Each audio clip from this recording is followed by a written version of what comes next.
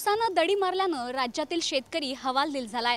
मृग नक्षत्र बघता बघता कोरडच गेलं। आद्रा नक्षत्राला देखील सुरुवात झाली आहे, मात्र पावसाचा अद्यापही कुठेच थांग पत्ता नाहीये। त्यामुळे खरीप पेरणीसाठी आसुसलेला बळीराजा चिंतेत सापडलाय। त्यामुळे खरीप पेरणी धोक्यात आली आहे।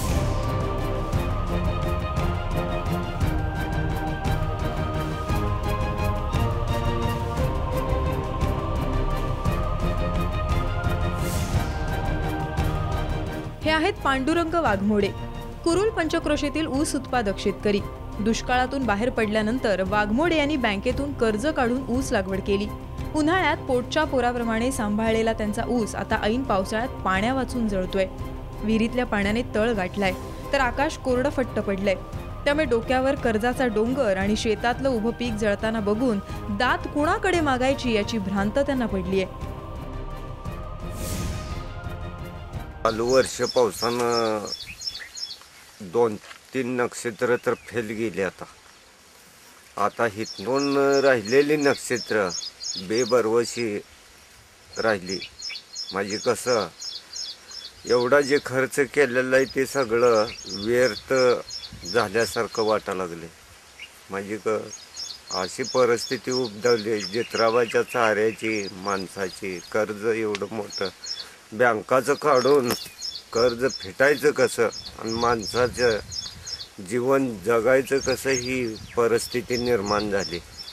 पाऊस आता 2 महिने झालं कंप्लीट नाही आहे। पाऊस नसल्यामुळे पिकाची परिस्थिती अत्यंत हालाकीची आहे।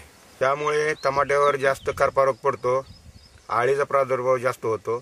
त्यामुळे टमाटे नसतात, टमाटे आतोनात नुकसान होतं।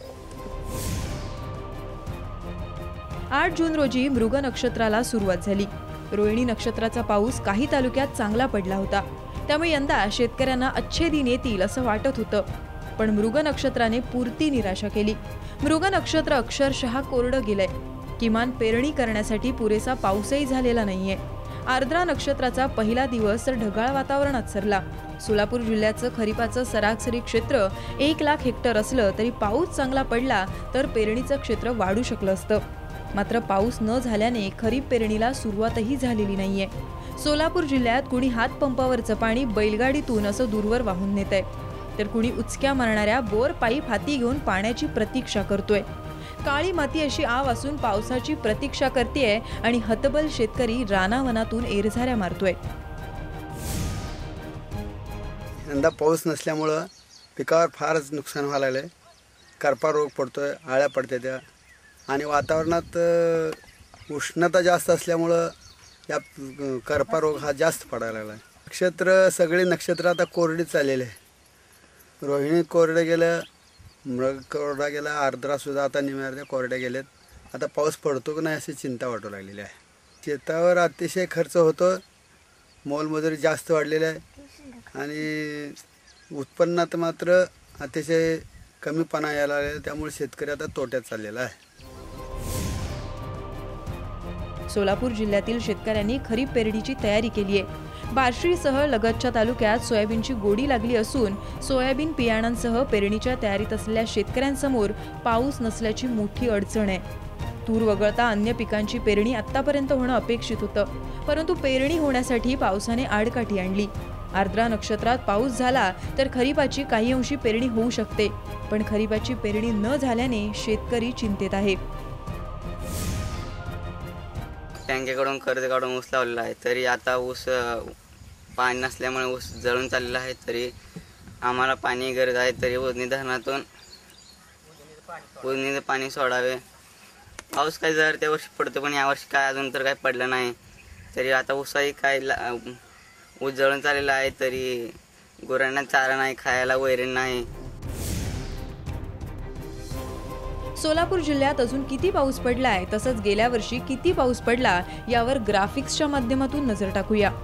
या वर्षीचा पाऊस उत्तर सोलापुरात 20.10 मिलीमीटर, दक्षिण सोलापुरात 26.25 मिलीमीटर, बार्शीमध्ये 35.30 मिलीमीटर, अक्कलकोटमध्ये 11.59 मिलीमीटर इतका पाऊस झालाय।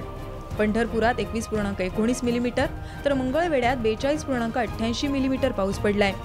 सांगोल्यात 80.36 मिलीमीटर, माढ्यात 16.94 मिलीमीटर, मोहोळमध्ये 18.76 मिलीमीटर इतका पाऊस झालाय।